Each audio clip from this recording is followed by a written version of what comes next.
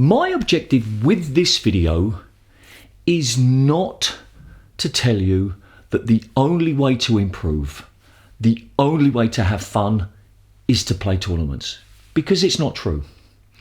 My objective with this video is to encourage you and inspire you to play some tournaments, because I truly believe that playing tournaments will benefit you, will help you improve, and is a huge amount of fun. But if you are the kind of person who plays the same person each week, or the same group of people week in, week out, and you want to continue doing that, I'm so happy for you. One of the main objectives of amateur sport should be to have fun. And if you have fun doing what you're doing, that's fine. I'm not here to tell you you have to do it differently. But I do believe that by playing in tournaments, you will improve and you will enjoy it. So that's really the purpose of this video. Taking the first step, or making that decision to play the tournament, the first tournament, can be quite scary for people and a little bit stressful, and I recognize that. So it's important that you don't make the decision, or you don't rush the decision. Take your time. You could even go and visit some local tournaments without entering, so you can see the atmosphere. Don't feel it has to be this, you play with your friends or suddenly you play in tournaments. No, there's kind of like halfway. You could visit some local tournaments first just to see the atmosphere. You could maybe go to some club nights or club afternoons in other clubs if that's allowed. So you meet a different set of people, but there's not the element of competitiveness in the same way that a tournament would be. But let's be clear. Sport, by its very nature, is competitive. And whilst sport is recreation for some, it's not the same as like painting, for example. I mean, you don't have to play competitive, you don't have to paint competitively to improve. I mean, I don't know, is there a world champion painter? And of course you don't have to play competitive squash to improve, but sport is competitive. You're competing against somebody. And I suppose that there could be some people who just hit the ball to each other and that's all they do. And if they have fun, again, I'm super happy. But the reality is that that's not really what most people do. Now, I'm assuming that you're not one of those people. And I'm assuming that because you're watching this video. You might have seen other videos of mine. You might be a subscriber on my channel. And people who watch my videos and subscribe to my channel are probably ambitious people. People who want to improve through competitive squash. And you might have just been waiting for that moment. Well, this is the sign. This is the moment. Think about signing up for your first tournament. Now, when you do that in your development, is very important. Don't do it too early. Don't start playing squash in the first couple of weeks and say, that's it, I'm going to go and play my first tournament. The chances are it might not be a good thing for you to do. I mean, if you've done it in the past for other types of things and you've enjoyed it, all right. But for a lot of people, I'd say, wait until you've been playing maybe 6 months, just so you've got a better understanding of the game. But also don't wait too long, because the longer you wait, in some ways, the harder it becomes. You know, I'm sure you've experienced that in life. You know, you've been meaning to call somebody, you've been meaning to do something, and then as each day goes past, it gets that little bit harder. So what would be the ideal period? Well, for me, it would probably be around 6 months to a year. That would be a good time for you to think seriously about entering your first tournament. I just want to quickly mention that there's an accompanying article for this video. I think probably from this point forward, I'll be writing articles as well. Now, the chances are that once you watch the video, you don't really want to read the article. But if you're the kind of person who enjoys both, you can do that. The article, I might sort of take longer to talk about some aspects because you're much more in control about how much you read and how fast you read. So if you're the kind of person who likes to read articles, you'll find the link in the text description. So, without further introduction, I'm now going to be talking about the 5 reasons that I feel are good reasons for you to play in your first tournament. Number 1, it will fire up your competitive spirit. Now, some viewers know, or may know, that my day job is an English teacher. I teach English as a job. I am no longer a professional squash coach. All I do for squash is a hobby for me now, and I make some videos, and when I was able to get on court, I would, do some drills and things. But that's it. I'm an English teacher. And I can tell you that the ones who improve the most, ones who improve the fastest, and the students who work the hardest are the ones working towards passing an exam. And before we get into some philosophical discussion about whether an exam really tests whether you've improved or not, that's fine. It's the idea of working towards the exam. And it's the same with sport. If you play your friend, let's call him Jack or Sally, and you play this person week in, week out, and you're enjoying it and you feel as though you're getting better, are you? I don't know. That's like another topic. But I can tell you that if you play Sally for 50 times and you beat Sally 50 times, but then you play Sally in a tournament and she beats you, it's the tournament result that counts. Everything outside of a tournament is fun. Doesn't really matter. So as soon as there's this moment of this match counts, this match is important. The same for my students. They do the exercises in class and they get all of those correct. Well, that doesn't matter until the exam.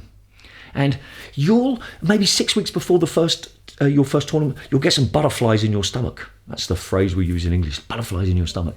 And that's your body telling you, hey, we need to do a little bit of preparation here. And there'll be times when you get home from work or you get home from university or studying and you're like, I'm so tired. But then you hear the Rocky theme. And suddenly, no, I've got a tournament in 6 weeks. I'm going to go and do my training. I'm going to do my stretches. I'm going to do whatever it is you have to do.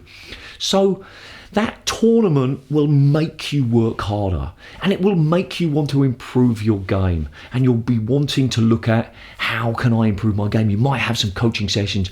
You'll view your practice matches completely differently. In the past, they were all you did. They were the thing that you did to have fun, and that was your competitiveness. But now they don't matter. What matters is improving. And in one of my recent mindset tips, it was about practice to improve. Anything that's not a competitive match is suddenly an opportunity to improve. Whereas before, all you maybe were worried about was winning. And trying to win is not necessarily the best way to improve. That's another topic. So to summarize this first one, by having that first tournament, you will be more motivated. You'll be a little bit nervous, and that little nervousness is the thing that keeps pushing you. It's wanting to improve all of the time. Number 2, the opportunity to visit facilities that you wouldn't normally have access to. Now, there are plenty of squash clubs that I've been to that normally I wouldn't be allowed in. I wouldn't be allowed in because I'm not a member and I'm not a guest of a member. But when they have a tournament, people can go and play. Now, it might be possible for you to look around your local area and call these clubs and say, I'm interested in joining your club. Can I come and have a look? And you might be able to go, and they might have some club nights or they might have some club afternoons where you can go along and try. But in general, a lot of the places that you will go to, you will never get to see. Now, you might say, well, I don't care. A squash court is a squash court. And you're right. In general, a squash court is a squash court. But by going to those places, you get another feel for what squash is. You get to see how squash works differently. You might get to a particular club and you see that there's like 100 members in the ladder. I'm doing this movement pretending that there's like a ladder. Or you might see the box leagues and you might see that they got 25 box leagues and your club's got like 2. And you're like, whoa, okay, so now maybe this place is much better. You also get to see how beautiful some clubs are and how not so beautiful some clubs are. So it might help you, recognise and be grateful for the club that you play in. The courts are clean. There's not, stuff on the floor. And hopefully you'd never go to a tournament where the courts are in disrepair or something. But you might go to a court where the ceiling's really high. And suddenly that's a whole new type of game. Or the opposite, of course, where the ceiling's very low. And I mentioned that recently in my 5 adaptations video. So going to new places is in itself an interesting experience. So by playing in tournaments, you often get access to clubs that you would never normally get to, and that can be a lot of fun. Number 3, you get to meet new people and hopefully beat them. Now, maybe meeting people is not one of your objectives, and I'm not here to, it sounds almost like a dating site, meet new people.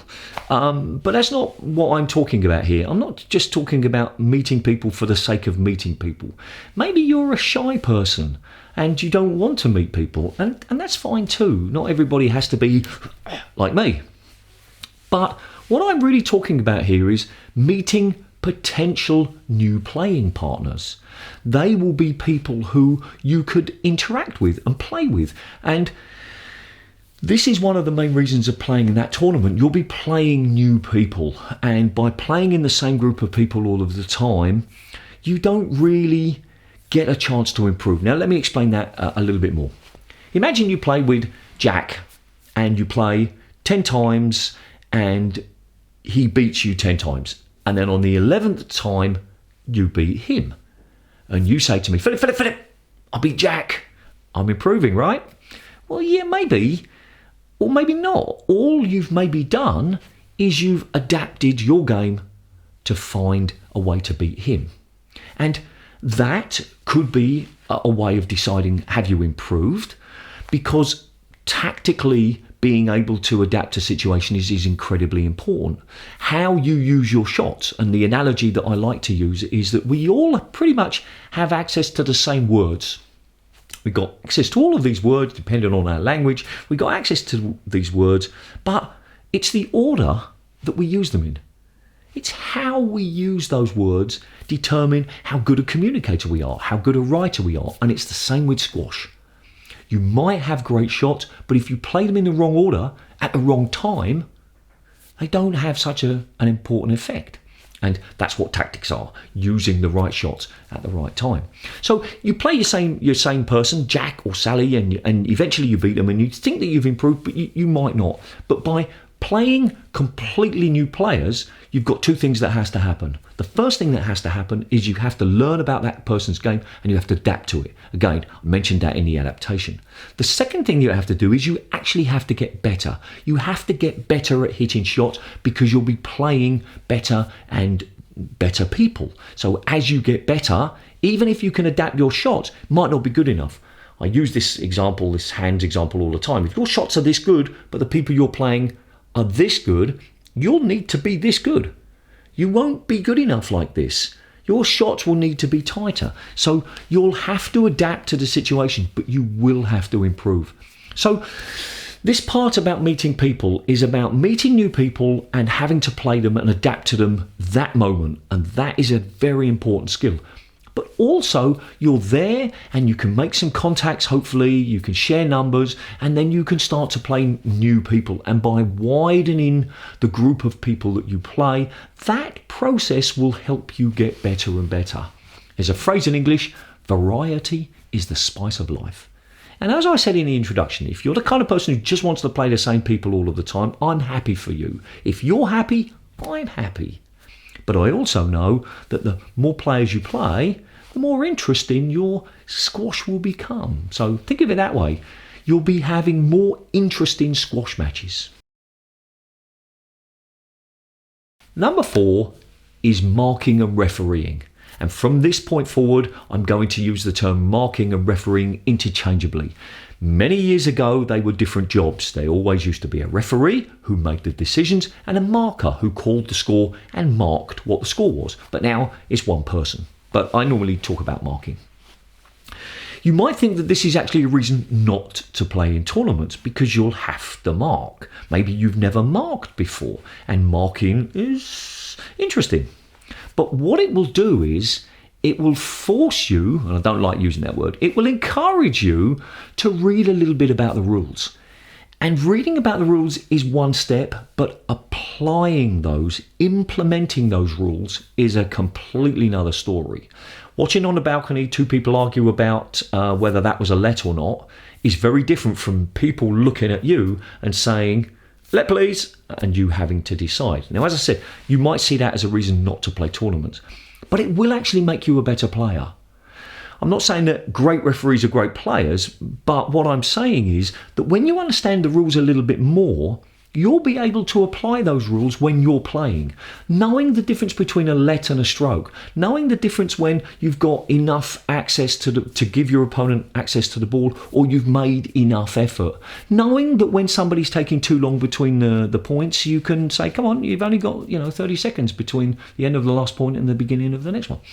By being a marker who has some experience, then you will become a better player. And yes, it is a little bit nerve-wracking and it is a little bit scary and not everybody enjoys it, but it is a benefit to you, and being there and seeing other markers and talking to people about marking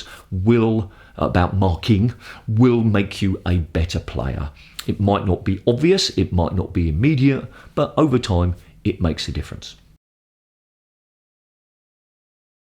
And the last one, because it's an absolute blast. Now that kind of seems like a little bit of a cheat for the last one, just to say, because it's so much fun. But as I mentioned at the beginning, amateur sports should be about, one of the main objectives should be about having fun, and playing in tournaments is a lot of fun. Yes, there's a few nerves from having to play your first match and worrying about winning and losing, but forget that for the time being, and worrying about the marking and things like that. But just going somewhere, meeting lots of new people, assuming that you're the kind of person who enjoys that, playing in different places, the socialising afterwards, if you're the kind of person who enjoys going to the bar and maybe having some alcoholic drinks if that's what you enjoy doing, or having a meal afterwards, or just socialising and meeting new people and oh my gosh, I haven't seen you in 6 months, how you doing? Oh well, I've got this new coach, and just that whole atmosphere of the camaraderie, the friendliness. And it is my experience that squash players are generally very, very friendly. You will always find one person at a tournament that takes it so seriously, is not friendly, doesn't want to be with anybody, showers and goes straight home. You'll always find people like that. And, that's their choice as well, as long as they're not openly rude to anybody, that's fine as well. They just want to play and they just want to leave. Okay. But you'll find that nearly everybody is really friendly. And if you tell people it's my first tournament, everybody will be like, oh, okay, great, you've made a great decision. Come, let me help you. And talking about that camaraderie, you'll be helping people mark a little bit, or you'll be going down in between games and talking to people, or somebody will come down and talk to you. And that aspect is very difficult to quantify. But when you come you come home afterwards in a tournament, and your significant other, if he or she hasn't been there, sort of says, "How much fun did you have?" or "Did you have a good time?" It's like, "Yeah, I had a really good time." Very rarely do you see people come in and throwing the bag on the floor and saying, "I lost every single point. Everybody hated me. I'm never going again." It doesn't happen often. So this last one is really about enjoying yourself. And, in general, people really have a great time at tournaments. As I mentioned in the introduction, if you don't want to make that first step of actually playing, go and just be around, see if that's possible, and see sort of the atmosphere and talk to people. I'm sure you'll find that you've done it. Now, if you have played in tournaments recently, and you're probably not because of the pandemic, because this is when it's being recorded, but if you have played in your first tournament, please share your experiences. Please use your positive experience to encourage and inspire other people who are just thinking about taking that step to playing the tournaments. If you've got those experiences and positive, or actually even if you've got some negative ones, tell me about them so we can share. I'm sure that there are some negative experiences, but it'd be good for people other viewers to read what people have said about their first tournaments and how much fun it is and how much they benefited and all of those kind of things. This is a subscription button. If and only if you think my content is useful, please consider subscribing. Over here is a playlist of all of the other 5 things videos. I'm sure you'll find some interesting ones down there. In there, and down here is a video that YouTube thinks is a good fit for you based on what you've been watching. And remember, do something every single day to improve your squash. See ya.